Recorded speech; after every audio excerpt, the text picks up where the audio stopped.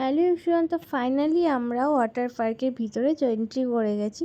তো এই যে দেখো ভিতরের ভিউটা কেমন সুন্দর, ওয়াটার পার্কটাও যেমন সুন্দর ছিল, ড্রাই পার্কটাও তেমন সুন্দর ছিল। ওয়াটার পার্কে এই যে দেখো প্রচুর ভিড়, কারণ এখন সামার ভ্যাকেশন চলছে, এখন তো প্রচণ্ডই ভিড় ছিল।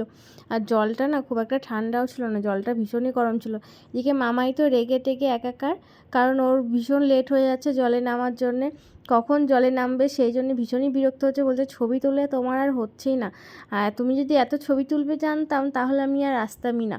ওর তো ভীষণই রাগ করছে। তারপরে যে দেখো দোলনাতে বসে আছি, তাও মুখটা কেমন ভার করে আছি।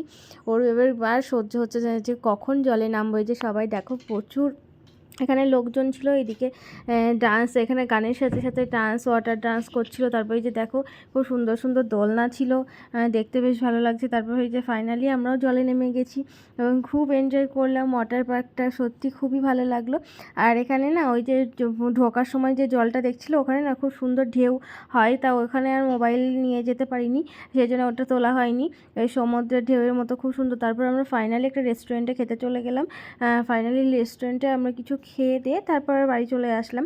যে দেখো মামাই একটা ব্লু লেয়ার নিয়ে নিয়েছে, কারণ ওটা খেতেই ভালোবাসি রেস্টুরেন্টে গেলে। আর আমরা নিয়ে নিয়েছিলাম চিকেন বিরিয়ানি। এই যে বিরিয়ানিটাও খুব টেস্টি ছিল। এই যে বনু খাচ্ছে, তারপর আমি মামাইকে একটু খাইয়ে দিচ্ছি। আর